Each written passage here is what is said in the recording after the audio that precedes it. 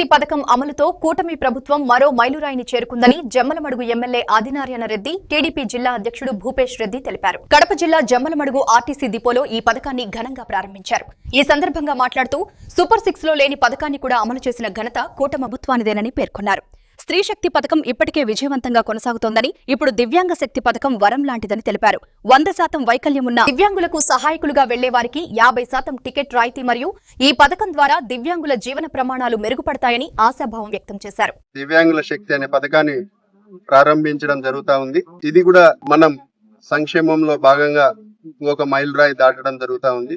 ప్రతి ఒక్కరూ ఈ సేవలను సద్వినియోగం చేసుకొని ముందుకు పోవాలని కూడా కోరుకుంటున్నాము. మహిళలకు స్త్రీశక్తి పథకం ఆగస్టు 15వ తేదీన మొదలు కావడం, అది ఒక సూపర్ సక్సెస్ కావడం జరిగింది. కాబట్టి ఈ ప్రభుత్వంలో, కూటమి ప్రభుత్వంలో సంక్షేమం అభివృద్ధి రెండు కళ్ళలాగా ముందుకు పోతా ఉన్నాయి.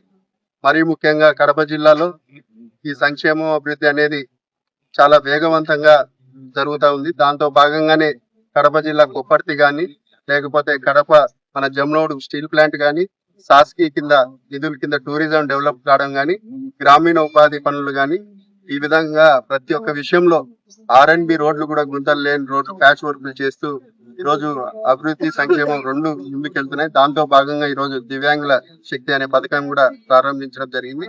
ఇది కూడా మంచి పరిణామం. కాబట్టి ప్రతి ఒక్కరు ఈ ప్రభుత్వాన్ని, మంచి ప్రభుత్వాన్ని ఆశీర్వదించాలని మరొకసారి కోరుకుంటున్నాను.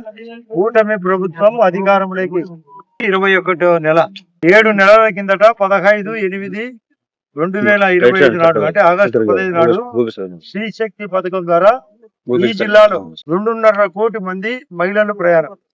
ఈ డిపో వరకు 12 లక్షల మంది, ఇప్పుడే డిఎం గారు చెప్తున్నారు, 4 రకాల బస్సుల్లో ప్రయాణం.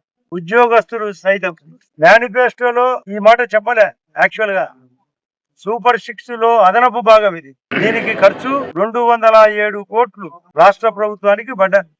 ఆర్టీసీకి అయితే కాదు, ఆర్టీసీకి రీఎంబర్స్ అవుతుంది, అంటే తిరిగి వాపస్ ఇస్తారు. నేను లెక్క వేస్తే రోజుకు 57 లక్షలు ఖర్చు, ఒక్కొక్క రోజుకు 57 లక్షలు ఖర్చు రాష్ట్ర వ్యాప్తంగా. ఇప్పటికీ 60 కోట్ల మంది ప్రయాణం జరిగింది రాష్ట్ర వ్యాప్తంగా.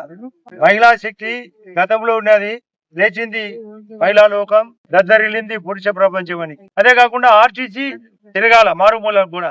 రోడ్లు గతంలో గుంతలు పడి ప్రయాణం జరిగేది కాదు, సరిగా ప్రమాదంగా ఉండేది.